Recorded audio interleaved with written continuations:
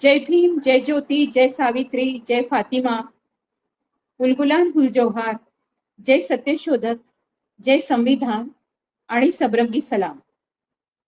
आज यूजीसी बिलाच्या संदर्भामध्ये बोलायला सांगितलं. खरं तर मी 2-3 ठिकाणी वेगवेगळ्या चॅनलवर या निमित्ताने बोलले. कारण आजचा जर काळ बघितला तर आपल्या लक्षात असं येईल की पुन्हा एकदा या देशामध्ये तरुणांची, विद्यार्थ्यांची चळवळ सुरू झाली आहे.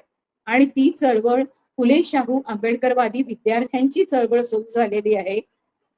सवर्ण आणि ब्राह्मणवादी आणि मनुस्मृतीवादी जी संपूर्ण शक्ती या देशामध्ये गेल्या 10 वर्षामध्ये त्यांनी पूर्ण वातावरण गढूळ करून टाकलं. लोकांच्या मनामध्ये एकमेकांबद्दलचे संभ्रम तयार केले. जातीयवादाचा परमोच्च झालेला आहे, कळस झालेला आहे. या सगळ्या काळामध्ये धर्मांधतेचा, जमातवादाचा हा जो कळस झालेला आहे, हा जो सांप्रदायिकतावाद उसळलेला आहे, त्याची अजून एक परिणती आपल्याला आता दिसून येते की यूजीसी बिलाच्या निमित्ताने सगळ्या पूर्णपणे उच्च शिक्षण संस्था, विश्वविद्यालयामध्ये एक सामाजिक न्यायाच्या आधारावर येणारं जे बिल होतं, जे पारित झालं होतं, सर्वोच्च न्यायालयाने पारित केलं होतं, ते पारित झाल्याबरोबर सवर्ण आर्मी, ब्राह्मणवादी पूर्ण संस्था, संघटना आणि RSS आणि धर्मांधतावादी संघटना यांनी प्रचंड मोठ्या प्रमाणावर आरडाओरडा सुरू केला. त्यांनी त्याचा विरोध सुरू केला आणि आपल्याला लक्षात असं येईल की या बिलाच्या संदर्भामध्ये लोकांच्या मनामध्ये संभ्रम पसरवण्यामध्ये ते एकीकडे यशस्वी होत आहेत, पण दुसरीकडे महाराष्ट्रात आपल्याला एवढी हालचाल दिसत नाहीये. महाराष्ट्र पुरोगामी आहे की महाराष्ट्र आता फडणवीसवादी आणि RSS वादी झालाय असा संभ्रम पडावा अशा पद्धतीने महाराष्ट्र प्रचंड शांत आहे. कारण महाराष्ट्रामधल्या पुरोगामी चळवळीमधलेही ब्राह्मणवादी मनुस्मृतीचे समर्थक लोक जे आहेत आणि ज्यांना ब्राह्मणवादी पुरोगामित्व अशा पद्धतीने त्यांनी स्वतःला एक नेहमी भाषा कशी असावी, कसं चालणं असावं, कसं बोलणं असावं, कशा पद्धतीने राहणं असावं, या सगळ्यावर एक छाप टाकत, पुरोगामित्वावर पण ब्राह्मणत्वाची छाप टाकत त्यांनी साधारणतः आदिवासी, दलित, संपूर्णतः बहुजन समाज, भटके विमुक्त यांच्या वेदना जाणून न घेता त्या वेदनांवर कलम करत स्वतःच सगळं स्वतःचे पाणबुडं उभं करण्यामध्ये ज्यांनी हयात घालवली अशी जी मंडळी आहेत त्यांना काहीही फरक पडत नाहीये की यूजीसी बिलाच्या संदर्भामध्ये संपूर्ण देशामध्ये जी हालचाल चालली आहे, संपूर्ण देशामध्ये म्हणजे आज दिल्लीमध्ये दिल्ली युनिव्हर्सिटी असेल, JNU असेल, जवाहरलाल नेहरू विद्यापीठ असेल किंवा जामिया मिलिया असेल किंवा अगदी आपल्याला तेलंगणामधली विद्यापीठ दिसतील, आपल्याला बाकीच्या पूर्ण भागामध्ये म्हणजे केरळमध्ये सुद्धा अनेक शिक्षण संस्थांमध्ये संपूर्ण विश्वविद्यालय म्हणजे विद्यापीठांमध्ये तरुण मुलं, विद्यार्थी रस्त्यावर येतात आहेत. विशेषतः दिल्ली आणि उत्तर प्रदेश आणि बिहारमध्ये जे विद्यार्थी रस्त्यावर येतात आहेत त्यांच्यावर कधी करणी सेना जी आहे त्यांनी हल्ला करणं, कधी बजरंग दलांनी हल्ला करणं, कधी सवर्ण आर्मीने हल्ला करणं, असे प्रकार सुरू केलेले आहेत. आणि आज तर म्हणजे कालपासून तर कळसच झालेला आहे. ज्या मुली संपूर्णतः यूजीसी बिलाच्या समर्थनार्थ आणि ते बिल आलंच पाहिजे म्हणून पूर्ण देशभरामध्ये विविध माध्यमातून प्रचार करत आहे, आपल्या विश्वविद्यालयात प्रचार करत आहे, तिथे निदर्शनं करत आहेत, तिथे सत्याग्रह करत आहेत, तिथे लोकांना जागृत करत आहेत, अशा ज्या विद्यार्थिनी आहेत त्या विद्यार्थिनींवर खास काही लोकांना सोडण्यात आलं. म्हणजे तुम्हाला आठवत असेल की ज्या वेळेला प्रज्ञा ठाकूर किंवा संभाजी भिडे सारखी माणसं आलीत आणि त्यांनी ज्या पद्धतीचे प्रकार केले तसे प्रकार आता सध्या यूजीसी बिल हे कोर्टाने आणू नये, सुप्रीम कोर्टाने त्याला पारित करू नये आणि जो मार्च मध्ये निर्णय येणार आहे त्या निर्णयावर परिणाम व्हावा अशा पद्धतीने त्यांनी हल्ले करणं सुरू केलेले आहे. मुळामध्ये जो एकूण सगळा संपूर्ण पुरोगामी लोकांचाही असा समज होता, गैरसमज होता असं म्हणूया, पण त्यांनी गैरसमजाच्या ऐवजी समज आणि नॅरेटिव्ह करून ठेवला होता. तो नॅरेटिव्ह असा होता की बजरंग दलवाले असतील, दंगे करणारे असतील, हे सगळे जण फक्त ओबीसी आहेत. पण आता त्यांच्या लक्षात असं आलं असेल की ओबीसी विद्यार्थी रस्त्यावर आहेत आणि सवर्ण आर्मी, बजरंग दल पूर्णतः विश्व हिंदू परिषदेच्या सांगण्यानुसार जे येतात आहेत ते पूर्णपणे पोचलेले गुंड आहेत. ते सवर्ण जातीतलेच आहेत, ते उच्चवर्णीयच आहेत. आणि त्याच्यामुळे एक गोष्ट पूर्ण प्रकर्षाने समोर आलेली आहे SC असतील, ST असतील, OBC असतील, VJNT असतील, NTDNT असतील, दिव्यांग असतील किंवा सेक्शुअल मायनॉरिटी ज्याच्यामध्ये आपण ट्रान्सजेंडर म्हणू, LGBTQ असतील, किंवा आपण म्हणू की जे ज्या शेतमजूर, शेतकरी, कष्टकरी, कामगार अशा घरांमधून येणारी आणि त्यांना ज्या पद्धतीचं शैक्षणिक आणि सांस्कृतिक मागासले पण सहन करावं लागतंय अशा विविध वंचित घटकातील मंडळी असतील, धार्मिक अल्पसंख्य असतील, या सर्व घटकातील जे सगळे विद्यार्थी आपण म्हणू की ती जी संख्या येते ती संख्या जवळपास 82 ते 85% पर्यंत आहे. म्हणजे फक्त 15% लोक या देशामध्ये सवर्ण आहेत, उच्चवर्णीय, तथाकथित उच्चवर्णीय आहेत, ब्राह्मण आहेत किंवा मनुस्मृतीच्या बाजूनी आहेत. ते खरंच ते हिंदू आहेत का असा प्रश्न पडेल. कारण ते हिंदू म्हणजे जाती आणि जातींच्या आधारावर जर धरलं तर ब्राह्मण, क्षत्रिय, वैश्य या वर्णातल्या जातींनी ज्या पद्धतीचे अन्याय केलेत आणि त्यांना खुलं आरक्षण राहिलं, म्हणजे त्यांना प्रत्येक ठिकाणी खुली सूट राहिली, त्यांनी पैसे भरले की व्यापाऱ्यांच्या पोरांना कॅपिटेशन फी, मोठी फी देऊ शकण्याची त्यांची संपूर्णतः इतकी श्रीमंती की ते अंबानीच्याही स्कूलमध्ये प्रवेश घेऊ शकतात किंवा ते विविध म्हणजे देशातल्या अतिशय महाग अशा विश्वविद्यालयांमध्ये प्रवेश घेऊ शकतात, परदेशात जाऊ शकतात. अशी जी मंडळी आहेत त्यांना या शिक्षणाशी काही देणं घेणं नाही, पण त्यांनी संपूर्णतः SC, ST, OBC विद्यार्थी शिकून मोठे होत आहेत, त्यांच्यामधली गुणवत्ता आता दिसायला लागली आहे. ती प्रचंड हुशार मुलं आहेत, हुशार मुली आहेत आणि त्या बरोबरीने तर येतातच आहेत, पण त्यांनी कल्पना चावला सारखे उच्चांक पण केलेले आहेत. कल्पना चावला ब्राह्मण जातीत किंवा उच्चवर्णीय जातीत जन्माला नव्हती आली, हे आपल्याला लक्षात घेतलं पाहिजे. ज्या समुदायात ती आली त्याला खत्री म्हटलं जातं, काही ठिकाणी तो OBC मध्ये येतो, काही ठिकाणी तो क्षत्रियामध्ये येतो. पण म्हणूनच कल्पना चावलाला इतकं उचलून धरलं गेलं नाही हे लक्षात घेण्यासारखं आहे. अंतरिक्षामध्ये जाणारी ही माणसं किंवा आपले राष्ट्रपती अब्दुल कलाम यांच्याबद्दल जर आपण विचार केला तर ह्या सर्व लोकांना खिचगणतीतही आजचं सरकार धरत नाहीये, ज्यांनी या देशामध्ये अतिशय महत्वाचा विवेकनिष्ठ बुद्धिमत्तेचा उच्चांक होईल अशी जी सगळी पेरवी केली त्या फुले शाहू आंबेडकरांच्या, ज्या त्या सावित्री फातिमाच्या, मुक्ता साळवे, ताराबाई शिंदे, पंडिता रमाबाई, डॉक्टर रखमाबाई, जनाका शिंदे किंवा तानुबाई बिर्जे अशांच्या ज्या मुली आहेत आम्ही सगळ्या, त्या मुलींना ज्या पद्धतीने शिक्षणाची एक ओढ लागली, हातामध्ये पाटी पेन्सिल आली, अंधाराचं युग गेलं, अज्ञानाचं युग गेलं आणि ज्ञानाचं युग आलं आणि ज्ञानाची तहान आणि भूक काय असते हे कळायला लागलं. पोटाच्या भुकेला शमवायचं असेल, जर ज्ञान हातात असेल, शिक्षण हातात असेल तर आपलं जीवनमान आपल्याला उंचावता येतं हे कळायला लागलं. डॉक्टर बाबासाहेब आंबेडकरांनी हातात संविधान दिल्यानंतर तर हे संविधान आपल्याला अनेक गोष्टींनी समता, समानता, बंधुता म्हणजे मैत्री आणि धर्मनिरपेक्षता आणि सर्वात महत्वाचं म्हणजे स्वातंत्र्य, शिक्षणाचं स्वातंत्र्य, ज्ञान घेण्याचं स्वातंत्र्य, प्रश्न विचारण्याचं स्वातंत्र्य, एवढंच नव्हे तर संपूर्णतः ज्या पद्धतीची गुलामी आहे त्या गुलामीला नाकारण्याचं स्वातंत्र्य आणि स्वतः त्या गुलामीच्या विरोधामध्ये उभं राहण्याचं स्वातंत्र्य, अशा पद्धतीचं जे संविधान आहे त्या संविधानाने दिलेले हक्क आपल्याला आजमावून बघता येतात, आपल्याला त्या हक्काच्या आधारावर लढता येतं आणि आम्ही भारताचे नागरिक अशी जी आपण संविधानाची प्रास्ताविक आपण वाचतो तेव्हा आपल्याला सर्वांना संविधान अर्पित केलेलं आहे. तर आपण सर्वजण एक नागरिक, एक मत, हे मत घेताना मात्र सरकारने बरोबर मतदानाच्या वेळेला आपल्या मताला त्या दिवशी पुरती किंमत असते आणि मात्र आपण मत देऊन झाल्यानंतर मात्र आपल्याला चोळामोळा करून फेकून दिलं जातं. आज देशामध्येच नव्हे जगामध्ये भारताची चीथू होते. तिथे शिक्षणाच्या बाबतीत तर त्यांनी अशा पद्धतीने 80,000 शाळा बंद करून टाकल्या आहेत आणि उच्च विश्वविद्यालयामध्ये, उच्च शिक्षण संस्थांमध्ये कधी नव्हे ते हे UGC बिल जेव्हा सुप्रीम कोर्टाने मंजूर केलं आणि ते पारित झालं त्यावेळेला सरकारने ते लागू करायचं ठरवलं होतं, त्याला लगेच सवर्ण आर्मीनी आणि पूर्णतः ब्राह्मणवादी सगळ्या लोकांनी विरोध केला आणि तो विरोध केल्यामुळे एक संपूर्णतः वातावरण देशामध्ये असं तयार झालं की सर्वोच्च न्यायालयाचे जे न्यायाधीश होते त्या न्यायाधीशांनी सांगितलं की आपल्यावर रोष उडवून घ्यायचा नाहीये, आणि आपल्याला जर रोष ओढवून घ्यायचा नसेल तर आपण सध्या त्याला स्थगिती देऊया, असं म्हणून त्यांनी बिलाला स्थगिती दिली.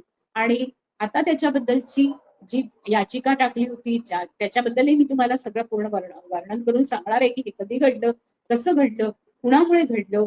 त्याच्याकरता आज जे आपल्या संपूर्णतः गेल्या 2016 पासून आपल्या सर्वांसाठी एक वेगळेच म्हणजे आपल्या महानायकांच्या पावलावर पाऊल टाकत ज्या लोकांनी आपल्याला स्वतःचं आयुष्य समर्पित करायचं ठरवलं, अशी जी तरुण मुलं, तडफदार मुलं, ज्यांच्या संस्थात्मक हत्या झाल्या, त्या मुलांनी, त्या मुलींच्या आयांनी, त्यांच्या कुटुंबांनी केलेल्या ही जी याचिका आहे ती आपल्याला समजून घेतली पाहिजे. या याचिकेच्या संदर्भामध्ये न्यायाधीशांनी पहिला निर्णय दिला होता, ते पारित झालं होतं. ही याचिका कोणी केली, या याचिकेच्या वकील कोण होत्या, हे या सगळ्याच्या संदर्भात आता मी तुमच्याशी बोलते आहे. आणि त्याच्यामुळे सवर्ण आणि हा संपूर्ण तथाकथित उच्चवर्णीय अनुस्मृतीवादी ब्राह्मणवादी समाज आज इतका का चिडला आहे आणि त्यांना नेमकं कशाचं वावडं आहे. शिक्षण क्षेत्रामध्ये येणाऱ्या SC ST OBCची संख्या विश्वविद्यालयातून धडाधड कमी करायला सुरुवात झाली असताना त्यांना संपूर्णतः काढून टाकणं, त्यांचं रजिस्ट्रेशन झालेलं असताना त्यांच्या PhD बंद करून टाकणं, त्यांना उच्च शिक्षणासाठी प्रवेश मिळाला असताना सुद्धा त्यांच्यावर त्यांना कुठलंही आरक्षण मिळू न देता फीची रक्कम वाढवून टाकणं, हॉस्टेल मिळू न देणं, त्यांना दुरून प्रवास करावं यावं लागत असेल तर त्यांच्यासाठी कुठल्याही सोयी नसणं, फी इतकी वाढवलेली की ती फी देण्याची परिस्थिती नसणं, पुन्हा सांस्कृतिक आणि शैक्षणिक दृष्ट्या मागास असल्यामुळे त्यांना ज्या लायब्रऱ्या लागणार आहेत, त्यांना ज्या सोयी लागणार आहेत, जे संदर्भ ग्रंथ लागणार आहेत, ते फक्त विश्वविद्यालय देऊ शकतं, ती विद्यापीठ देऊ शकतात. त्या विद्यापीठांच्या लायब्रऱ्या असतात, या लायब्रऱ्यांच्या फी सुद्धा खूप मोठ्या करून टाकणं, त्यांना त्याची म्हणजे ती मुलांना परवडणार नाही फी, अशा पद्धतीने ती फी वाढवणं, असं सगळं त्यांनी केलं. जी फी माफ करायला पाहिजे ते ज्या सांस्कृतिक आणि शैक्षणिक मागास वर्गातून ते येतात, त्याच्यामुळे त्यांना गरीब राहावं लागतं, अशा विद्यार्थ्यांसाठी शिक्षण हे पूर्णतः महाग केलेलं आहे. परवाच एक नोट आली होती की नर्सरीची फी सुद्धा 1,00,000 आणि विद्यापीठाची फी 1,00,000. विद्यापीठातली 1,00,000 फी परवडत नसणाऱ्यांना नर्सरीची फी 1,00,000 परवडणार आहे का? या देशामधल्या ज्या 80,000 शाळा बंद झालेल्या आहेत, झेडपीच्या असतील, नगरपालिकेच्या असतील, या सर्व शाळा, सरकारी शाळा बंद करून टाकल्यामुळे किती विद्यार्थी आज दिशाहीन झालेले आहेत, शिक्षणविहीन झालेले आहेत, त्यांच्या शिक्षकांच्या नोकऱ्या गेलेल्या आहेत. असा संपूर्णपणे केयॉस ज्याला म्हणतो आपण, एक संपूर्णतः अतिशय असं वातावरण तयार केलंय की ज्याच्यातून फक्त एकमेकांचे लचके तोडण्यापर्यंत, एकमेकांची संसाधनं पळवून की काय, अदानीनी तर ऑलरेडी पळवून टाकलेली आहे, अंबानीनी पळवून टाकली आहे, आता जे काही आहेत ते एकमेकांचं काहीतरी घेऊन जी चोरीमारी असेल त्याच्याकरता ते जेलमध्ये पण टाकतील, पण अदानी अंबानींना जेलमध्ये टाकता येणार नाही. मोदी एपिस्टिल फाईल मध्ये त्यांचं नाव आहे, पण त्यांना प्रधानमंत्री पदावरून त्यांना काढून फेकलं जात नाहीये. पण ही जी संपूर्ण तरुण पिढी आहे, ज्या तरुण पिढीच्या हातामध्ये देशाचं भविष्य आहे, ज्या तरुण पिढीला खूप महत्वाच्या म्हणजे उच्च आकांक्षा आहेत, ज्यांना झेप घ्यायची आहेत, त्यांना विज्ञान, समाज विज्ञान, तंत्रज्ञान, इतिहास, मानववंशशास्त्र, साहित्य असेल, माध्यम असतील, विविध प्रकारचे फिल्म मेकिंग असेल किंवा विविध प्रकारच्या कला असतील, या सगळ्या शाखांमध्ये त्यांना प्रवीण व्हायचंय, त्यांना विविध गोष्टी शिकायच्या आहेत, त्यांना कॉम्प्युटर शिकायचे, त्यांना AI शिकायचंय.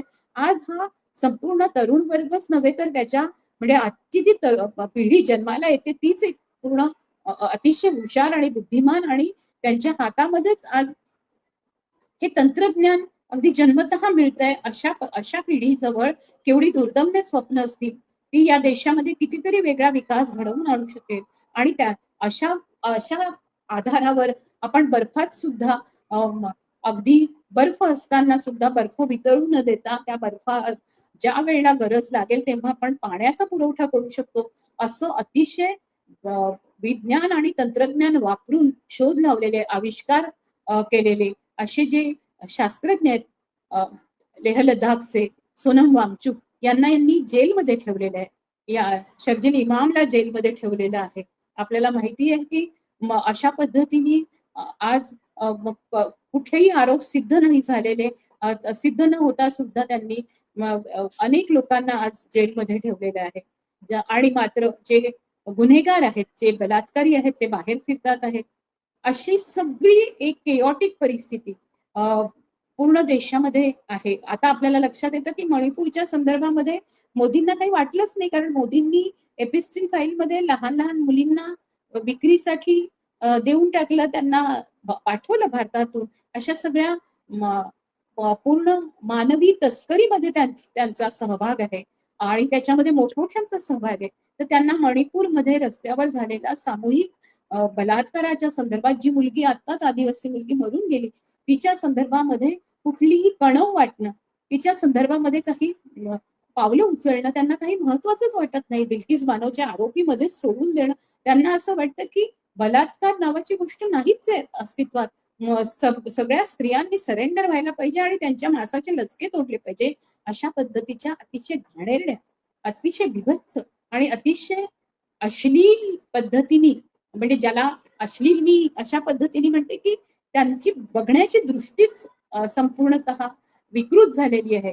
म्हणजे जे प्रेम, ज्या भावना, जे लैंगिक संबंध अतिशय निकोप आणि सुंदर आणि सहजीवनाच्या पातळीवर घडणारे आहेत, त्याला जोर जबरदस्ती, बलात्कार आणि एक वासनेची शिकार आणि वासनांध पद्धतीने बघितलं जात आहे. असा सगळा केओस एकीकडे असताना तरीही तरुणांनी, विद्यार्थ्यांनी या देशातल्या खूप शिकायचं ठरवलं आणि ज्या क्षणी हे युजीसी बिल आलं, त्या युजीसी बिल आल्यानंतर अनेकांना आनंद झाला की आता आपल्याला युजीसी बिलच्या अंतर्गत आपल्याला इक्विटी सेल, म्हणजे सामाजिक न्यायाच्या संदर्भामध्ये काही गोष्टी आपल्याला नक्की करता येतील. आता याच्याबद्दल नेमकी आपण सगळी माहिती साधारणतः बघूया. हे काय आहे तर युनिव्हर्सिटी ग्रँट्स कमिशन म्हणजे भारतातली सर्वात उच्च शिक्षण व्यवस्थेवर देखरेख करणारी सर्वोच्च संस्था मानली जाते. विद्यापीठांना मान्यता देणं, अनुदान देणं, शिक्षणाची गुणवत्ता तपासणं, शैक्षणिक धोरणांची अंमलबजावणी करणं, असं ह्या युजीसीचं म्हणजे युनिव्हर्सिटी ग्रँट कमिशनचं, विद्यापीठ अनुदान आयोग या संस्थेचं काम आहे.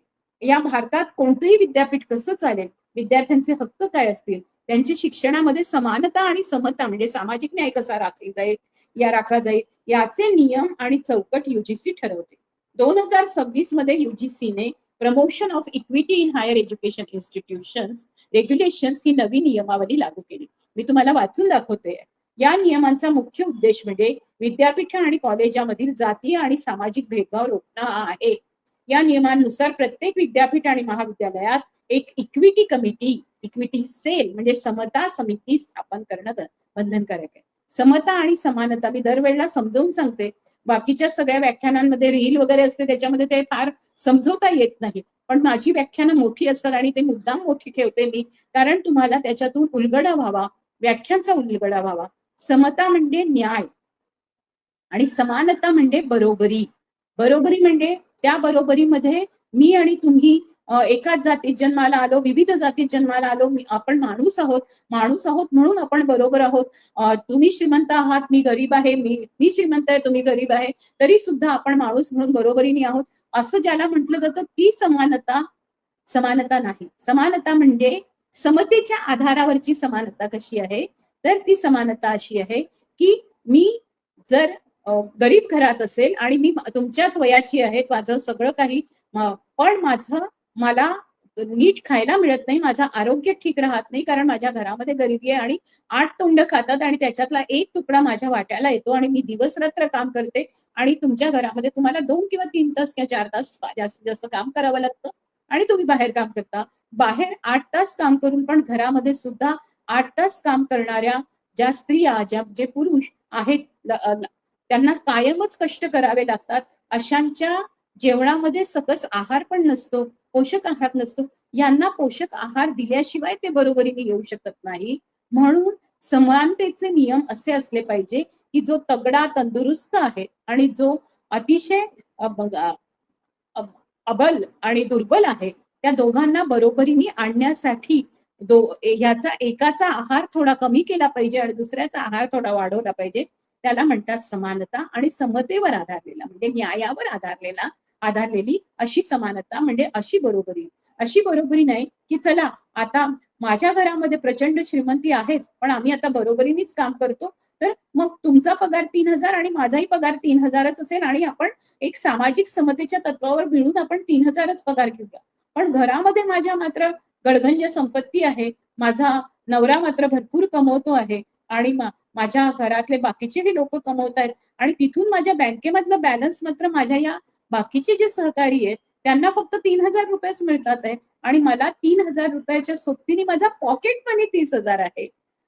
तर ती बरोबरी झाली का याचा विचार करा. म्हणजे हे जे खोटेपणा आहे की समानतेच्या पातळीवर आम्ही सुद्धा बरोबरीने इक्वल असं 3,000 रुपये पगार घेतो बरं का, असं जेव्हा लोक म्हणतात तेव्हा त्यांची पृष्ठभूमी, त्यांच्या बँकेचं बॅलन्स, त्यांच्या स्वतःच्या खात्यामध्ये असलेले पैसे हे तपासून बघितलं तर आपल्या लक्षात असं येतं की ती सामाजिक समता नव्हे, ती सामाजिक आर्थिक सांस्कृतिक समता नव्हे, तर ती विषमता आहे. आणि बरोबरीने आपण सगळेच बरोबरीने बसले म्हणून यालाही 4 तुकडे यालाही 4 तुकडे असे वाढले असेल, तर ज्याला भूक लागलीच नाहीये त्यानं तो 4 तुकड्यांच्या ऐवजी 2च तुकडे खाईल आणि 2 तुकडे फेकून देईल, हे लक्षात घेण्यासारखं आहे. आणि म्हणून सामाजिक न्यायाला खूप महत्व आहे. तर आता तुमच्या लक्षात आलं असेल की समता आणि समानता याच्यामधला फरक. आता 2026 मध्ये युजीसीने प्रमोशन ऑफ इक्विटी म्हणजे समता इन हायर एज्युकेशन इन्स्टिट्यूशन म्हणजे सामाजिक न्यायाच्या आधारावर जे एक सेल तयार केला जाईल, हा युजीसीच्या अंतर्गत केला जाईल असं अशी नियमावली लागू केली. या नियमांचा मुख्य उद्देश म्हणजे विद्यापीठ आणि कॉलेजांमधील जातीय आणि सामाजिक भेदभाव रोखणं हा आहे. या नियमांनुसार प्रत्येक विद्यापीठ आणि महाविद्यालयात एक इक्विटी कमिटी करणं बंधनकारक आहे. ही बंधनकारक असल्यामुळे या लोकांना प्रचंड त्रास झाला की जर ही कमिटी झाली, या कमिटीमध्ये सर्व लोकांच्या जर तक्रारी ऐकून घेण्यात आल्या, या कमिटीला जर हे बंधनकारक राहिलं की ज्यांच्यावर अन्याय झालाय त्यांना त्यांचा अन्याय दूर केला पाहिजे, त्यांना आरक्षण दिलं पाहिजे, त्यांना आलेली जी काही अनुदानं असतील त्या अनुदानामध्ये त्यांना जी त्यांच्या नावाने आलेली रक्कम त्यांनाच मिळाली पाहिजे. हे जे बंधनकारक आहे हे बंधनकारक असल्याचं हे मुळातलं अवघड जागेवरचं सवर्णांचं तथाकथित उच्चवर्णीय, तथाकथित ब्राह्मण आणि तथाकथित मनुस्मृतीवादी या सर्वांचं दुखणं आहे. ही समिती एससी, एसटी, ओबीसी, आर्थिकदृष्ट्या दुर्बल घटक, दिव्यांग आणि महिलांच्या तक्रारी ऐकून त्यांचे प्रश्न ठराविक काळात सोडवेल. त्यात तक्रारदारांची ओळख गोपनीय ठेवण्याची तरतूद आहे. गंभीर प्रकरणात थेट पोलिसांना कळवण्याची जबाबदारी सुद्धा विद्यापीठांसारख्या उच्च शिक्षण संस्थेवर टाकण्यात आली आहे. प्रत्येक कॅम्पसमध्ये 24x7 म्हणजे 24x7 म्हणजे 7ही दिवस 24 तास हेल्पलाईन असेल, इक्विटी हेल्पलाईन. इक्विटी अँबॅसेडर म्हणजे इक्विटीचे म्हणजे समता दूत असतील आणि इक्विटी स्क्वॉड म्हणजे समता पथक असतील, अशी अट या युजीसी बिलामध्ये घालण्यात आली आहे. तक्रार मिळाल्यानंतर 24 तासात प्राथमिक कारवाई आणि 15 दिवसात अहवाल द्यावा लागेल. नवीन नियम 2012च्या जुन्या नियमांचे अपडेट असून ओबीसीला एससी, एसटी नव्याने समाविष्ट केले गेले आहे. हे नियम 13 जानेवारी 2026 पासून लागू झाले असून त्यामुळे देशभरामध्ये मोठा वाद सुरू झाला. आता हे नियम आणण्याची गरज का पडली? या नियमांची मुळं थेट सुप्रीम कोर्टाच्या आदेशात आहे. तुम्हाला आठवत असेल, मगाशी पण मी उल्लेख केला, रोहित वेमुलाचं हैदराबाद विद्यापीठामध्ये ज्या वेळेला रोहित वेमुलाचं ची आत्महत्या त्यांच्या प्रिन्सिपॉलने सांगितलं त्यांनी आत्महत्या केली, पण सगळेच विद्यार्थी आणि सगळ्यांना माहितीये की रोहित वेमुला, दोनता प्रशांत, त्यांची मैत्रीण अरुणा, त्यांचं संपूर्ण त्यांच्या बरोबर असणारे बाकीचे अजून 6 विद्यार्थी, या सर्वांना मी स्वतः भेटले होते.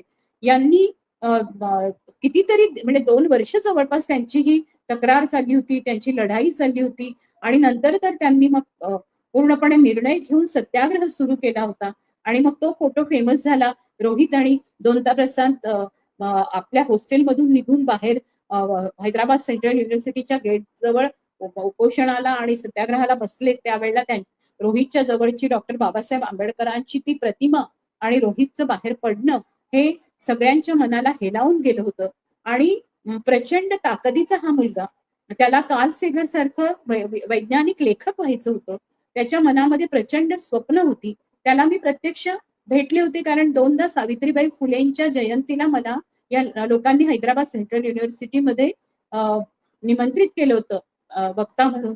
माझ्या बरोबर डेक्कन हेरॉल्डच्या संपादक राहिलेल्या अखिलेश्वरी रामा गौड या पण होत्या. आमच्या दोघींच्या समोर या मुलांनी ही घटना होण्याच्या 1.5 वर्ष आधी जवळपास या गोष्टी ठेवल्या होत्या आणि आम्ही त्या जे हेड ऑफ द डिपार्टमेंट होतं त्यांच्याशी आम्ही संवाद करायचा प्रयत्न केला होता. पण ही इतकी बिकट परिस्थिती येईल की मुलांना हॉस्टेलमध्येच खायला पण मिळणार नाही, त्यांची फी दुसरीकडे वळवण्यात येईल, त्यांना कितीतरी महिने त्यांची जी फी भरायची आहे ती त्याच्यासाठी आलेलं जे पैसे आहेत, जी फेलोशिप आहे ती फेलोशिप सुद्धा यांच्यापर्यंत पोहोचू न देता ती फेलोशिप पूर्णपणे स्वतःकडे ठेवून घेण्याचं काम अशा पद्धतीने प्रशासनानं केलं होतं. त्यावेळेला बंडारू दत्तात्रय आणि शिक्षण मंत्री स्मृती इराणी या दोघांनी पण रोहित वर आणि ह्या सगळ्या जे त्याच्या आधी जे 11 विद्यार्थ्यांनी खरं तर आत्महत्या केल्या होत्या त्याचा पण एक वेगळा इतिहास आहे. या सर्वांच्या संदर्भामध्ये असं मौन बाळगलं आणि ही पूर्णतः तो मानसिक दृष्ट्याच पूर्ण असा मुलगा होता वगैरे असे आरोप पण त्यांनी करायला कमी केलं नाही. आज पण रोहितच्या आत्महत्येनंतर संपूर्ण देशातलं वातावरण ढवळून निघालं. सगळ्या विद्यापीठांमधले विद्यार्थी एकत्र आले, त्यांनी आवाज उठवला आणि 2016 मध्ये घडलेल्या घटनेनंतर आपल्या लक्षात असं येतं की 2019 मध्ये पायल तडवीची आत्महत्या झाली, जी डॉक्टर झाली होती ती. त्याच्यानंतर मेडिकल कॉलेजमध्ये म्हणजे तिथे ती होती, ती रेसिडेंट डॉक्टर होती आणि तिला तिच्या बरोबरीचे डॉक्टर्स जे होत्या त्या तिच्या मैत्रिणी म्हणवत होत्या, पण त्या तिचं रॅगिंग करत होत्या, तिला ट्रोल केलं जात होतं, तिला आदिवासी आहे म्हणून आणि तू कशी काय डॉक्टर झाली, तू खरंच डॉक्टर बनू शकते का, असं म्हणून तिच्या योग्यतेवर तिच्या पात्रतेवर प्रश्नचिन्ह केलं जात होतं. या आई वडिलांनी खस्ता खाऊन त्यांच्यामधली पायल आता डॉक्टर बनलेली होती. आता आपल्याला माहिती किती हळहळ वाटते की जेव्हा अजितदादांचं विमान पडलं तेव्हा त्याच्यातली जी फ्लाईट असिस्टंट होती ती मुलगी गेली, तिच्याबद्दल कुठेही वाच्यता नाही, पण तिच्या आई वडिलांना काय वाटलं असेल, तिला शिकवून मोठं करून ती पहिल्यांदा आता उडली होती, विमानातून उडत होती, उड्डाण करत होती, लोकांना पोहोचत होती, म्हणजे तिची स्वप्न सगळी जशी एका क्षणात धुळीला मिळाली. पण तो तिथे अपघात होता, इथे अपघात नाही, इथे घात केला गेला होता, इथे घातपात केला गेला आणि या मुलांच्या मृत्यूला या शैक्षणिक संस्था आहेत, इथलं वातावरण आहे, इथलं ट्रोलिंग आहे, इथलं रॅगिंग आहे, इथल्या लोकांची मानसिकता आहे. ही मानसिकता सवर्ण आणि ब्राह्मणवादी मानसिकता अशी आहे की आम्ही जन्माला जिथे आलो तिथे आमच्या जवळ ऑलरेडी बुद्धिमत्ता आहे आणि आम्हालाच सगळं मिळालं पाहिजे, या मुलांना मिळता कामा नये. अशा पद्धतीची जी मानसिकता आहे ती मानसिकता जर तोडायची असेल म्हणून आपल्याला अशा पद्धतीचे नियम आणले पाहिजे. जर ते नियम आणले नाही तर या लोकांना न्याय मिळणार नाही, म्हणून ते युजीसी नियम आणण्यात आले.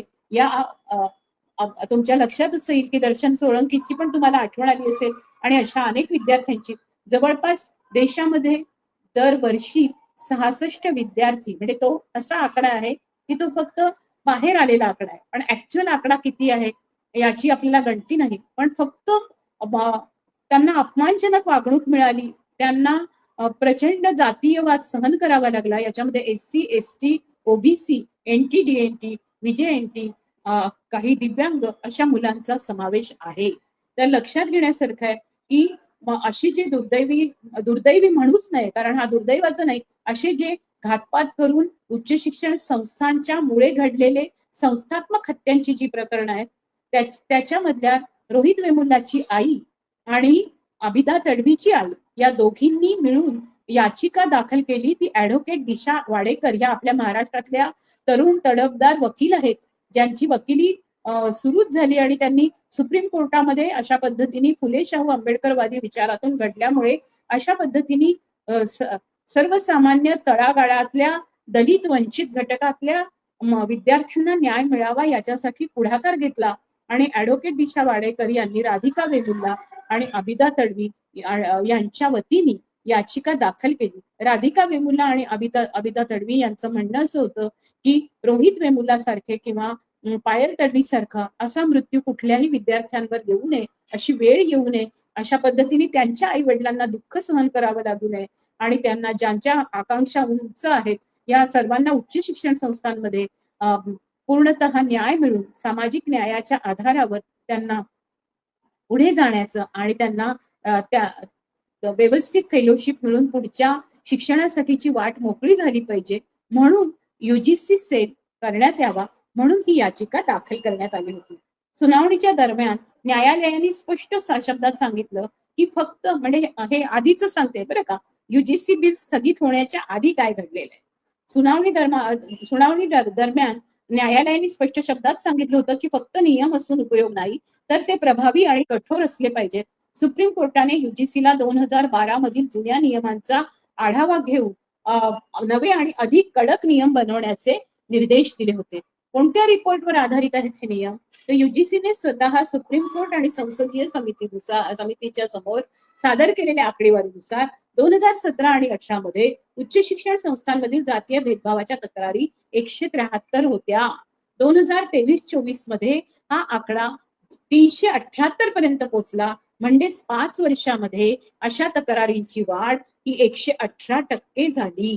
यातील बहुतेक तक्रारी निकाली काढण्यात आल्या पण प्रलंबित प्रकरणांची संख्या देखील वाढली आणि हीच युजीसी आणि न्यायालयासाठी चिंतेची बाब आहे असं न्यायालयाने म्हटलं. या नियमामुळे दलित, आदिवासी आणि मागासवर्गीय विद्यार्थी म्हणजे इतर मागासवर्गीय विद्यार्थ्यांना तक्रार करण्यासाठी स्वतंत्र आणि सुरक्षित असा मंच मिळेल.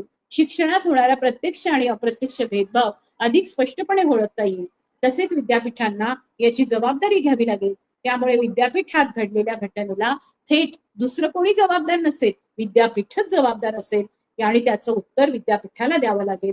जनरल कॅटेगरी मधल्या विद्यार्थ्यांचा आक्षेप म्हणजे जनरल कॅटेगरीमध्ये ज्यांना जन्मजातच सगळ्यांना आरक्षण आहे, सवर्ण विद्यार्थी आहेत, उच्चवर्णीय विद्यार्थी आहेत आणि त्यांच्यामधले जे आर्थिकदृष्ट्या वीकर सेक्शन्स आहेत त्यांच्यासाठी ईडब्ल्यूएस पण आहे.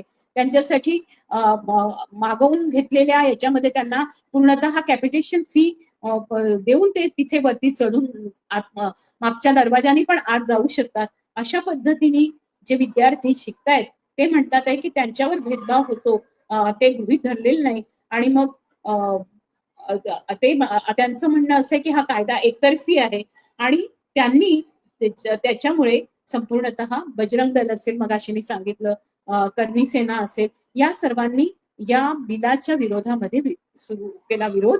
त्यांनी कुठेही संवाद केला नाही. त्यांनी सुप्रीम कोर्टामध्ये स्वतः याचिका दाखल केली नाही. म्हणजे न्यायालयीन पद्धतीने ते गेलेले नाहीत.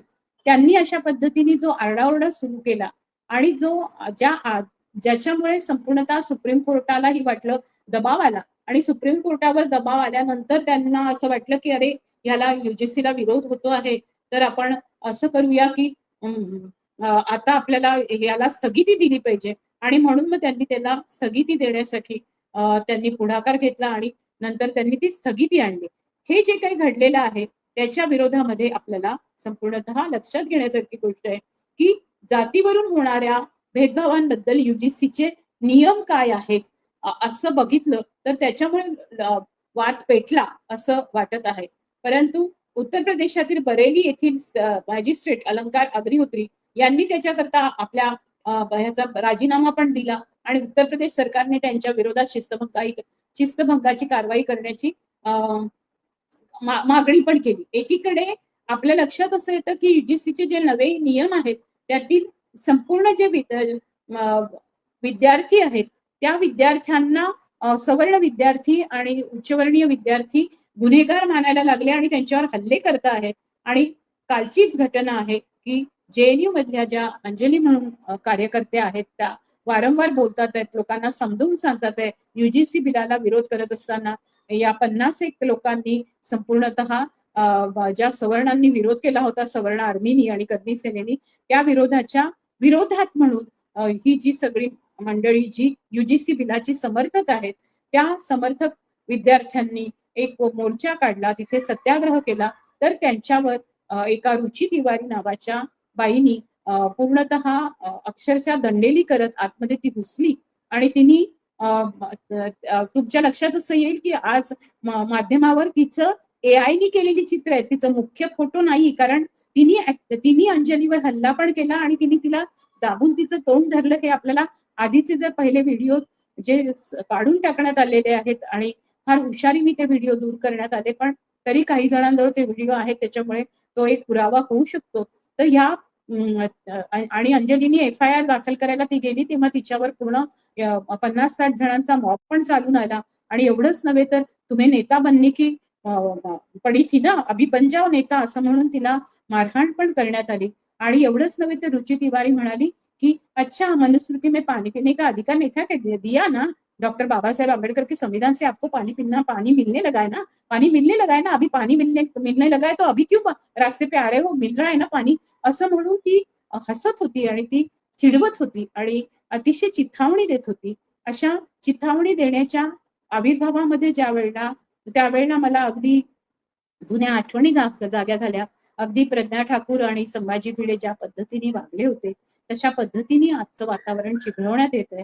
हे वातावरण मुद्दाम चिघळवण्यात येत आहे कारण मग सुप्रीम कोर्टावर दबाव आला की सुप्रीम कोर्ट म्हणेल की हा UGC बिल हा वादाचा मुद्दा आहे आणि त्याच्यामुळे त्याला आपण स्थगितीच देऊया. हा त्यांचा हतकंडा आहे, हा त्यांचा संपूर्णतः षडयंत्र आहे आणि ह्या षडयंत्राच्या विरोधाला आपण म्हणजे षडयंत्राचा विरोध केला पाहिजे आणि हे षडयंत्र समजून घेतलं पाहिजे. सगळी ब्राह्मणवादी जी मानसिकता आहे, जी मनुस्मृतीधारित मानसिकता आहे, त्यांना SC ST OBC NT DNT VJNT दिव्यांग ट्रान्सजेंडर LGBTQ अशा विविध घटकांमधील विविध भाषांमध्ये जे मायनॉरिटीमध्ये भाषांमध्ये येतात, जे धार्मिक अल्पसंख्याक यांनी शिकू नये याच्याकरता हे खूप मोठा तिथे अडथळा निर्माण करत आहेत. आणि ते अडथळा निर्माण करत असल्यामुळे आपल्या लक्षात आलं पाहिजे की UGC बिल हे आलंच पाहिजे. UGC बिलाच्या आधारावर जे जे काही नियम ठरलेले आहेत आणि इक्विटी सेल हे सर्व विद्यापीठांमध्ये पूर्णपणे लागू केले पाहिजे. याच्याकरता आपण सर्वांनी प्रतिबद्ध झालं पाहिजे. कारण आपण जर समतावादी असू, आपण समता समानता म्हणजे मैत्र आणि स्वातंत्र्य आणि धर्मनिरपेक्षता अशी 5ही मूल्य आणि आपण संविधानिक नैतिकता ज्याला आपण म्हणतो कॉन्स्टिट्युशनल मॉरॅलिटी असं जर मानत असू तर हे जे मॉरल पोलिसिंग चाललेलं आहे, हे ज्या पद्धतीने हल्ले चाललेले आहेत त्याला आपल्याला तोंड द्यावं लागेल. अतिशय शांतपणे पण का होईना पण आपल्याला सांगावं लागेल. मला फार वाईट अनुभव येतात आहे कारण मी ब्राह्मणवादाच्या विरोधामध्ये पुरोगामी चळवळीत असलेल्या ब्राह्मणवादाच्या विरोधामध्ये बोलल्याने मला माझ्या आजूबाजूच्या पुरोगामी मित्रवर्तुळाने पण ट्रोलिंग करणं सुरू केलेलं आहे. तर तुम्ही विचार करा की जे पुरोगामी चळवळीत नाहीत त्यांना जे ट्रोलिंग होत असेल ते किती भयंकर असेल. म्हणजे माझ्यासारख्या 50 वर्ष चळवळीमध्ये प्रचंड बांधिलकीने काम करणाऱ्या जिच्या आयुष्यातच चळवळीशिवाय म्हणजे सकाळपासून संध्याकाळपर्यंत चळवळीशिवाय दुसरे विचार नाहीयेत अशा कार्यकर्तीच्या अंगावर जर ब्राह्मणवादी आणि फुले शाहू आंबेडकरवादी याच्यातून पण ज्या ब्राह्मण धार्जिण्या किंवा ब्राह्मणवादाला शरण जाणाऱ्या आणि ब्राह्मणवादाचं अनुचालन करणाऱ्या त्या ब्राह्मणवादाने त्यांचं अप्रोप्रिएशन केलं तर त्यांना चालून जाईल अशी जी माणसं आहेत त्या लोकांनी सुद्धा एक हल्ला चढवलाय. जर तो माझ्यासारख्या व्यक्तीवर चढू शकतो तर जी मुलं ज्यांना कुठलेही आधार नाही, जी मुलं नव्याने येतात आहेत, जी अतिशय तडफेने ते म्हणतात आहेत की मनुस्मृती के छाती पर बिरसा फुले आंबेडकर असं म्हणून त्यांनी मनुस्मृतीला पूर्णपणे गाडून टाकायचं ठरवलंय आणि बिरसा फुले आंबेडकरचा वारसा घेत आम्ही सगळे आलेलो आहोत रस्त्यावर असं सांगतात आहेत ही सगळी SC ST OBC मुलं. ही OBC मुलं कुठेही बजरंग दलात गेलेली नाही आहेत. ही OBC मुलं रस्त्यावर आहेत. SC ST OBC मुलं NT DNT VJNT ही सगळी मुलं अक्षरशः एकत्र येऊन या संपूर्ण जातीयवादाचा विरोध करतायत. ज्यांची तोंड अशा पद्धतीने सातत्याने वाजत होती की OBC ही सगळे अथर्व शीर्ष म्हणायला गेलेले आहेत, ते धर्मांध झालेले आहेत, ते अंधश्रद्धा झाले आहेत, त्यांना हे खूप मोठं उत्तर आहे. या देशामध्ये 3748 जाती या OBC जाती आहेत. या OBC जातींमध्ये फक्त 4-5 ज्या प्रमुख जाती आहेत, ज्या माफिया गुंडांच्या बरोबर सवर्णांच्या बरोबर ज्यांच्याजवळ जमिनी असतील त्यांच्या बरोबर असतील त्यांना तुम्ही OBC म्हणून सवर्णांमध्ये टाका, पण त्यांना OBC म्हणून बाकीचे जे 3743 मधल्या 3 काढून टाकल्या तरी 3740 जाती ज्या आहेत त्या जातींमधल्या लोकांना आपल्या हातावरचं पोट भरायचंय, त्यांच्या घरापासून पाणी खूप दूर आहे, मैलून मैल इथल्या बायका पाणी आणण्यासाठी जातात. त्यांच्या मुलांच्या शाळा बंद झालेल्या आहेत. त्यांना शाळेत यायचं असेल तर नदी ओलांडून यावं लागतं, पहाड पार करून यावं लागतं. रस्ते इतके खराब आहेत. अगदी झोपडपट्ट्यातले मुलं रोज म्हणजे वाहनांच्या याच्यामध्ये कधी मरतील स्वतः. रस्त्यावर गजरे विकतात, काहीतरी विकून पोट भरणाऱ्या अशा याच्यातून ते शाळेत जातात आणि तरी शिक्षण घेतात. अशा शिक्षण घेऊन सुद्धा ते वरती चढलेले आहेत. ते अभ्यास करतात आहेत. त्यांना संपूर्णतः अभ्यास केल्याशिवाय ते बरोबर त्या सर्व परीक्षांना ते बसतात, ज्या परीक्षा संपूर्णतः सवर्ण उच्चवर्णीय लोक देतात. त्या परीक्षांना ते बसतात, त्या परीक्षांमध्ये ते पास होतात आहेत. त्या परीक्षांमधलं त्यांचं पर्सेंटेज बघितलं तर मेरिट आहे. म्हणजे रोहित वेमुल्ला मेरिटमध्ये आलेला मुलगा आहे, पायल तडवी मेरिटमध्ये आलेली मुलगी आहे, दर्शन सोळंकी पण मेरिटमध्ये आलेला मुलगा आहे. या मेरिटमध्ये आलेल्या मुलांना ज्या पद्धतीचं अपमान अवहेलना, तुम्हाला तर शिष्यवृत्ती मिळते असं म्हणत त्यांना ज्या पद्धतीने पूर्णतः मानसिक आणि शारीरिक त्रास देण्यात आला, छळवणूक करण्यात आली, त्याच्यामध्ये संस्था कारणीभूत आहेत, तिथले प्राचार्य कारणीभूत आहेत, तिथले कुलगुरू कारणीभूत आहेत आणि शिक्षण मंत्री आणि शिक्षण क्षेत्रातले सगळे पदाधिकारी कारणीभूत आहेत. आणि म्हणून अशा प्रकारचा युजीसी सेल येणं, युजीसी बिल येणं आणि इक्विटी सेल असणं आणि त्या इक्विटी सेलच्या अंतर्गत आपल्याला पूर्णपणे कारवाई करता येणं हे खूप महत्वाचं आहे. 13 जानेवारीला युजीसीने विद्यापीठ अनुदान आयोग नियम 2000 जाहीर केले, ज्याचा मुख्य उद्देश मी तुम्हाला वाचून दाखवते पुन्हा. उच्च शैक्षणिक संस्थांमध्ये सर्व विद्यार्थ्यांसाठी समानता सुनिश्चित करणे आणि कोणत्याही वर्गाच्या विद्यार्थ्यावर भेदभाव होऊ नये याची काळजी घेणे आहे. विद्यार्थ्यांवर धर्म, जात, लिंग, जन्मस्थान, अपंगत्व किंवा इतर कोणत्याही आधारावर भेदभाव होऊ नये. विशेषतः अनुसूचित जाती, अनुसूचित जमाती, सामाजिक व शैक्षणिक दृष्ट्या मागासवर्ग, आर्थिक दृष्ट्या दुर्बल वर्ग, अपंग विद्यार्थ्यांमधील भेदभाव थांबवला जावा. तसेच उच्च शिक्षण संस्थांमध्ये सर्वांसाठी समानता वाढवावी. नव्या नियमानुसार जातीय भेदभाव म्हणजे फक्त अनुसूचित जाती, अनुसूचित जमाती आणि इतर मागासवर्गांच्या सदस्यांवर त्यांच्या जात किंवा समुदायावरून होणारा भेदभाव. वादाचं मुख्य कारण म्हणजे जातीय भेदभावाच्या व्याख्येत हे मीडियाचं म्हणणं आहे, मीडियाने तयार केलेला नॅरेटिव्ह आहे की इतर मागासवर्गाचा ओबीसीचा समावेश केला. आधीच्या मसुद्यात फक्त अनुसूचित जाती आणि अनुसूचित जमाती यांना जातीभेदापासून संरक्षण दिलेलं होतं. खरं तर पण यात ओबीसींना सुद्धा समाविष्ट केलंय, म्हणून अनेक ठिकाणी विरोध होताना दिसतो. म्हणून ओबीसीच्या बद्दल पण आपल्याला खूप स्पष्टता करावी लागेल. महाराष्ट्रात एकूण 348 जाती ओबीसी आहे. या एससी एसटी यांच्यापेक्षा या मोठ्या प्रमाणावर म्हणजे 52% हा ओबीसी वर्ग आहे. या ओबीसी वर्गातल्या तुम्ही कुणबी मराठा आणि त्याच्यामध्येही कुणबी हे मराठ्यांपेक्षा शेतमजुरी आणि त्यांच्याजवळ फक्त 2 एकर वगैरे शेती असेल अशा याच्यावर शेतकरी करणारे आहेत.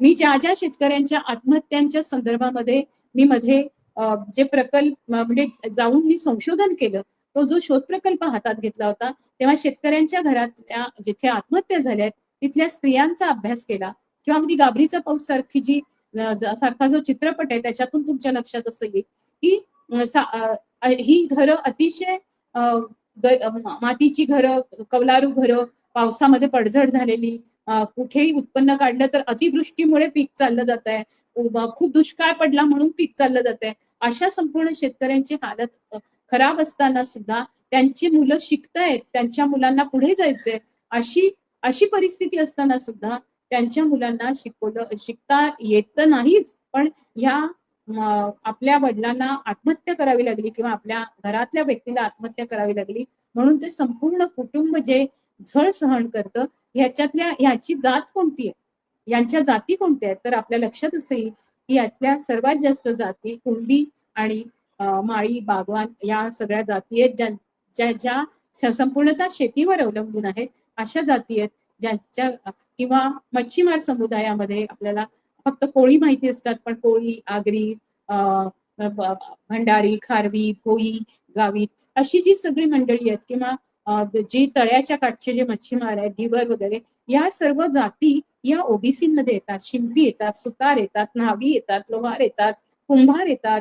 असे या सर्व लोकांना कुठे वेळ आहे आपल्या व्यवसाय सोडून कुठेतरी मशीद तोडायला किंवा बजरंग दलासारख्या मोर्चात जाऊन आवाज उठवायला यांना वेळ नाहीये. या एक दिवसभर काम करून रात्री अभ्यास करायचा आणि विद्यापीठात नव्हे तर फक्त म्हणजे रात्रशाळेत रात्रीच्या कॉलेजेसमध्ये जायचं. मी अशा अनेक विद्यार्थ्यांना शिकवते. माझ्या जवळच माझी राहणारी मैत्रीण एका नाईट कॉलेजमध्ये आहे. तर मी जेव्हा डॉक्टर बाबासाहेब आंबेडकर आंतरराष्ट्रीय ह्या संस्थेमध्ये मुंबई विद्यापीठामध्ये शिकवत असते त्यावेळेला ही संपूर्णतः दिवसभर काम करून मग त्यांना शिकायचंय म्हणून त्याच्यामध्ये एम ए करायला आलेले, त्याच्यामध्ये पुढचं शिक्षण घेण्यासाठी आलेले अनेक विद्यार्थी मला भेटतात.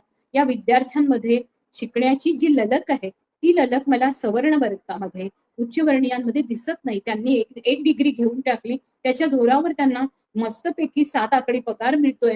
त्यांना शिक्षणाची आणि पूर्ण चिकित्सेची आणि अशा पद्धतीने पुढे जाण्याची ललक नाहीये. त्यांना आयतच सगळं मिळतंय आणि ते त्यांना फक्त जन्म झालाय म्हणून मिळालेलं आरक्षण आहे आणि यांना त्या जातीत जन्म झाला नाही म्हणून त्यांना त्याच्यापासून वंचित ठेवलं गेल्यामुळे त्यांना आरक्षण मागावं लागतंय.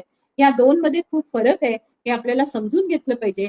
हे जर आपण समजून नाही घेतलं तर आपल्या आपापसामध्ये भांडणं, म्हणजे जिथे आपण आंतरजातीय विवाह करून अॅनिलेशन ऑफ द कास्ट आपण म्हणत होतो की आपण जात निर्मूलन करूया, इथे आता अशा पद्धतीने तेढ निर्माण केली जाते. ही तेढ आरक्षणामुळे नाहीये, तर ही तेढ अहंकारामुळे, ही तेढ आमच्या जातीला मात्र मिळालंच पाहिजे, आम्हाला काय करायचंय, आमच्या जातीने अन्याय केला असं तुम्ही म्हणता. अरे दर 3 घरांच्या मागे ब्राह्मण किंवा तथाकथित उच्चवर्णीय घरांमधली मुलं अमेरिका, इंग्लंड, ऑस्ट्रेलिया, जपान अशा अनेक ठिकाणी स्थायिक झाली आहेत, ती एनआरआय आहेत. त्यांना तुम्हाला दिसेल की अतिशय श्रीमंत घरातली सिनेसृष्टीतली माणसं एक पाय भारतात आणि दुसरा पाय परदेशात अशा पद्धतीने जगतात आहेत. अशा पद्धतीचं जगणं अजूनही दलित असते, म्हणजे अनुसूचित जाती, अनुसूचित जमाती आणि इतर मागासवर्गीय समाज आहे त्यांच्यात नाही. तुम्हाला जर खरोखरच निकष लावायचे असतील तर सवर्ण समाजातील आणि उच्चवर्णीय समाजातील स्त्रियांच्या स्थितीचे निकष हे मंडल आयोग, सच्चर आयोगाच्या संदर्भामध्ये निकष लावण्यात आले आहे. या निकषांमध्ये सर्वात महत्वाचा निकष असा आहे, मी तुम्हा सर्व स्त्रीवादी चळवळीतल्या मैत्रिणींना सुद्धा यातून आव्हान करते, तुम्ही समजून घ्या की खरोखर उच्चवर्णीय आणि तथाकथित ब्राह्मण जातीमध्ये जन्माला आलेले सगळे ज्या स्त्रिया आहेत, ज्यांना खरं तर मनुस्मृती शूद्रच मानते, पण त्यांची स्थिती त्या जातीमध्ये जन्माला आल्यामुळे आणि त्या जातीमध्येच तिथेच त्यांची लग्न किंवा त्यांची पोरं तिथे आणि त्यांच्या सगळ्या पिढ्या त्याच्यात राहिल्यामुळे त्यांना जे फायदे मिळालेले आहेत या स्त्रियांना मिळालेले फायदे आणि अनुसूचित जाती, जमाती, भटकेविमुक्त, धार्मिक अल्पसंख्य या सर्व किंवा जे म्हटलं की लैंगिक दृष्ट्या लिंगभावाच्या दृष्टीने जे मायनॉरिटीमध्ये अल्पसंख्याक असे घटक किंवा दिव्यांग या सर्वांच्या वाट्याला आलेलं, ह्याच्यामध्ये खूप फरक आहे. तो काय फरक आहे तर जन्म जिथे झालेला आहे तिथेच तुम्हाला शिकण्याची सगळी दारं तुमच्याकडे आता उघडी होऊन गेलेली आहेत. तिथे तुम्हाला सगळ्या शिक्षणाच्या वाटा मोकळ्या आहेतच, पण सर्व शिष्यवृत्त्या कुठे मिळतात, अमेरिकेत जाऊन, इंग्लंडमध्ये जाऊन शिष्यवृत्त्या घेतल्या जातात आणि त्यावेळेला असं सांगितलं जातं की आम्ही भारतीय आहोत आणि भारतीय आहोत म्हणून आम्हाला आरक्षण हवं असं सांगून शिष्यवृत्त्या घेणाऱ्यांची मी एकदा तर यादीच जाहीर करणार आहे. ही किती मोठी यादी आहे आणि त्याच्यामध्ये सर्वात जास्त सगळ्या पूर्ण भारतामधल्या उच्चवर्णीय लोकांचीच ती यादी आहे की ज्यांनी अशा देशांमध्ये जाऊन आरक्षण घेतलंय. म्हणजे मेरिटवरची फेलोशिप नाहीये, तर आम्ही एका गरीब, अविकसित, विकसनशील अशा देशातून येतो आणि आम्ही तिथे मागासच होतो असं म्हणण्यापर्यंत यांची मजल गेली आणि त्यांनी इथून पर्सेंटेज कमी होतं त्यांचं, पण आपण मेरिटवरच गेलो असं दिडिंबा माजवून तिथे बरोबर एकमेकांच्या छत्रछायेखाली त्यांनी आपली संपूर्ण पोळी भाजून घेतलेली आहे. आणि आता जेव्हा खूप शिक्षण घेऊन, उच्च शिक्षण घेऊन जेव्हा अनुसूचित जाती जमातीतील किंवा इतर मागासवर्गातली मुलं जायला लागली तेव्हा त्यांना तिथे जाऊन कळतं की इथे या लोकांनी व्यवस्थितपणे आरक्षण घेतलंय भारतीय म्हणून आणि मागास म्हणून आरक्षण घेतलेलं आहे. तेव्हा त्यांना लक्षात येतं की इथे आपल्याशी भांडून संपूर्णतः आपल्यावर वार करणारे करणी सेना, बाजरंग सेना तर शारीरिक वार करतात, पण दिवस रात्र मानसिक दृष्ट्या तुम्हाला कमी लेखून अगदी ब्राह्मण स्त्रियांना काय, ब्राह्मण स्त्रियांना तर खूपच हाल झाले, त्या दलित स्त्रियांप्रमाणेच हाल झालेत, त्यांचे बहुजन स्त्रियांप्रमाणेच हाल झालेत. त्यांच्या आणि दलित स्त्रियांच्या आत्मचरित्रामध्ये तसं काही फार फरक नाही, कारण त्यांना तेच सोसावं लागलंय. अशा पद्धतीची वक्तव्य पुरोगामी स्त्रीवादी लोकांकडून जेव्हा येतात तेव्हा आपण थक्क होऊन जातो. अशा प्रकारची वक्तव्य जेव्हा येतात की आता जाती संपलेल्याच आहेत, हे पुरोगामी चळवळीतून जेव्हा वक्तव्य येतात तेव्हा ही जी सवर्ण आर्मी आहे आणि ही जी संपूर्णतः अशा पद्धतीने रस्त्यावर आलेली करणी सेना असेल किंवा बजरंग दल असेल आणि ते जे प्रश्न विचारतात आणि ते म्हणतात की आता जाती संपल्या, आता जातीभेदच नाहीये, अशा पद्धतीने युक्तिवाद करून आम्हाला जातीवरून काय तुम्ही बोलता, आम्ही कुठे जाती मानतो असं म्हणणं पुन्हा जर काही ब्राह्मणांच्या बद्दल बोललं तर त्यांना स्वतःला त्यांना शिव्या का बसतात मला कळू शकत नाही, ज्यांनी ब्राह्मणत्व सोडलं आपण जाती सोडलं असं म्हणतात. त्या सगळ्या जणींनी खरं तर संपूर्णतः फुले शाहू आंबेडकरवादी पद्धतीने समन्यायाच्या वाटेवर यायला पाहिजे होतं. संविधान जर मानतो आहे तर समविधान म्हणून त्यांनी यायला पाहिजे होतं, असा माझा आग्रह आहे. पण असा आग्रह असला, अशी विनंती असली तरी सुद्धा हे खूप प्रखर वास्तव आहे की मनामध्ये जात आहे, जाता जात नाहीये ती जात. आणि त्याच्यामुळे आज सवर्ण आर्मी, करणी सेना किंवा 2006 मध्ये ज्या पद्धतीने त्या एम्स मेडिकल मधल्या मुली म्हणत होत्या की आम्हाला आरक्षण घेतलेल्या विद्यार्थ्यांशी कधी लग्न करायचं नाहीये किंवा आम्हाला अशा पद्धतीने पास झालेल्या लोकांशी लग्न करायचं नाही, आम्हाला असे नवरे नको असं म्हणत ज्या बायका बाहेर आल्या होत्या त्यांच्यामध्ये आणि पुरोगामी स्त्री चळवळीमधल्या या ज्या स्वतःला म्हणजे ब्राह्मणवाद नावाची गोष्ट काय असते बघा, की खरं तर स्त्रियांची मौंज होत नाही, आता हळूहळू त्यांनी पुरोगामित्व म्हणून करायची सुरुवात केली असेल, पण प्रत्येक पुरुषाच्या गळ्यात एक जानवं असतं आणि जरी त्यांनी जानवं काढून ठेवलं तरी मनात जानवं असतं. तसं पुरोगामी म्हणवणाऱ्या स्त्रिया ज्या आहेत, ज्या ब्राह्मणवादी आहेत, त्यांच्या मनातही जानवं आहे, त्यांच्या जाणीवेत जानवं आहे. आणि त्याच्यामुळे होतं असं की ही जी एवढी मोठी एकत्र येऊन आपण समतेच्या वाटेवर चालणार आहोत, आपण सगळ्या समानच आहोत, आपण संपूर्णतः एकत्रपणे सामाजिक न्यायाची लढाई लढणार आहोत, आपण मनुस्मृती विरोधात आहोत, आपण संविधानाच्या बाजूनी आहोत असं म्हणत आपण युजीसी बिलासाठी तरी एकत्र येऊ अशी जी शक्यता मला वाटत होती, त्या शक्यतेमध्ये असं लक्षात असं येतं की संपूर्णतः अजूनपर्यंत त्यांच्याकडून स्टेटमेंट आलेले नाही. खूप कमी फुले शाहू आंबेडकरवादी स्त्रीवाद मैत्रिणींकडून सुद्धा कमी आलेत, पण त्यांच्याकडून स्टेटमेंट्स आलेत. किमान दिशा वाडेकरनी केलेल्या या प्रयासाच्या संदर्भामध्ये अनेकींनी तिला स्वतः तिच्याबद्दल लिहिलं, एक संपूर्ण समर्थन पण दिलं.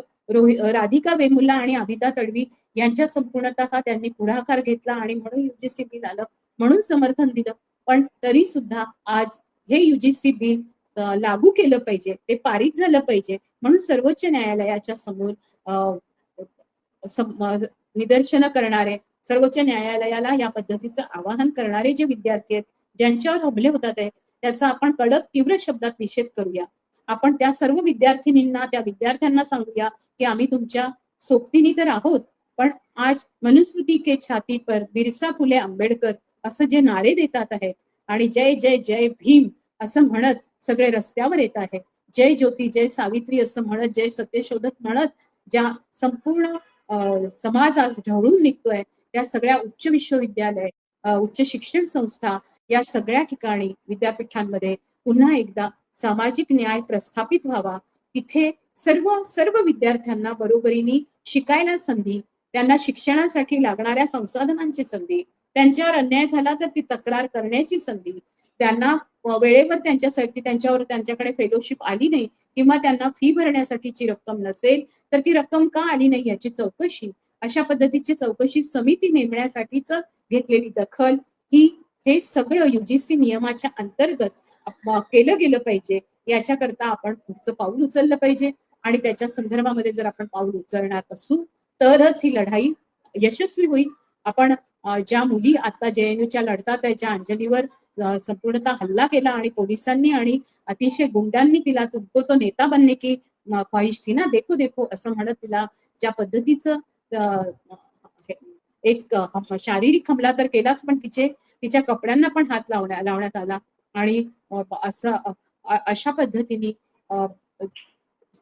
जो भ्याड आणि ज्याला म्हणू की दहशतवादी आणि वहशतवादी असा वासनांध हल्ले करणारे हे जे सगळे स्वतःला असं म्हणतात सवर्ण आर्मी वगैरे, तर यांना खरोखरच काय म्हणायला पाहिजे, हे खरंच हिंदू नावाच्या व्याख्येमध्ये बसतात का? हे ब्राह्मणवादी मनुस्मृती समर्थक सवर्ण आर्मी किंवा कर्णी सेना ह्या ज्या निघालेल्या आहेत किंवा बजरंग दल, हे सगळे जण आज एका विशिष्ट ब्राह्मण क्षत्रिय वैश्य अशा उच्चवर्णीय जातींनी पोचलेले गुंड आहेत आणि म्हणून त्यांच्या विरोधामध्ये आपल्याला सर्वांना उभं राहावं लागेल. आपण 82% आहोत हे लक्षात घेतलं पाहिजे आणि या 82% 85% लोकांनी जर एकत्र आल्यानंतर या देशामध्ये नक्कीच सामाजिक न्यायाची पुन्हा प्रतिष्ठापना होईल असा आपण सगळ्यांनी निर्णय घेऊया, निर्धार करूया. याच्यासाठी ऍडव्होकेट दिशा वाडेकर, राधिका वेमुला, आबिदा तडवी यांचं अभिनंदन करूया की त्यांनी अशा पद्धतीने एक पुढाकार घेऊन एका संपूर्ण उच्च शिक्षण आणि विश्वविद्यालयाच्या सर्व पदाधिकाऱ्यांना, सगळ्या शिक्षण संस्थांना, त्या संस्थांच्या अधिकाऱ्यांना कामाला लावलंय आणि सामाजिक न्यायाच्या या लढाईला त्यांनी पुढे नेलेलं आहे. त्याच्यामुळे UGC बिल पारित झालंच पाहिजे, त्याची अंमलबजावणी झाली पाहिजे असा निर्धार करूया सर्व मिळून. माझा हा व्हिडिओ तुम्ही जितक्या लोकांपर्यंत पोहोचवता येईल तो पोचवा, कारण बहुजन संघटकवर हा व्हिडिओ राहुल खांडेकर यांनी खास प्राईम टाइम मध्ये टाकलेला आहे. जितक्या लोकांपर्यंत पोहोचेल त्यांना खरी वस्तुस्थिती कळेल, UGC नियम काय आहेत ते कळतील. याच्यामध्ये उद्देश हाच आहे की या देशातल्या अंतिम घटकातील सगळ्या विद्यार्थ्यांना त्यांना जितकं शिकायचंय, त्यांना जितकं उच्च शिक्षण घ्यायचंय, त्यांना घेऊ शकण्याची, त्यांना भरारी घेण्याची, त्यांच्या ज्या महत्वाकांक्षा आहेत ते पूर्ण करण्याची सगळी संधी आपल्या देशामध्ये सर्व उच्च शिक्षण संस्थांमध्ये, विश्वविद्यालयामध्ये प्राप्त झाली पाहिजे आणि त्याच्याकरता आपण सर्वांनी प्रतिबद्ध असलं पाहिजे. ज्ञानाची ही गंगा आपल्यासाठी महात्मा ज्योतिबा फुले, सावित्रीबाई फुले, फातिमा शेख यांनी आणून सोडली. त्या अज्ञानाचा अंधकार दूर केला, पण पुन्हा एकदा अज्ञानाचा अंधकार आणण्यासाठी जी संपूर्ण सनातनी आणि म्हणवणारी अशी जी ब्राह्मणवादी आणि मनुस्मृतीधारक संस्कृती आहे, त्या संस्कृतीच्या विरोधात आता आपली पूर्णतः लढाई आहे आणि ह्या प्रतिक्रांतीला उत्तर देण्यासाठी आपण सर्वजण या क्रांतिकारक विद्यार्थ्यांच्या सोबतीने उभं राहूया. पाठीमागे नाही, अगदी बरोबरीने उभं राहूया. नारा देऊया, मनुस्मृती की छाती पर बिरसा फुले आंबेडकर. जय भीम, जय ज्योती, जय सावित्री, जय फातिमा, जय सत्यशोधक, उलगुलान हुल जोहार, जय संविधान आणि सबरंगी सलाम. जिंदाबाद.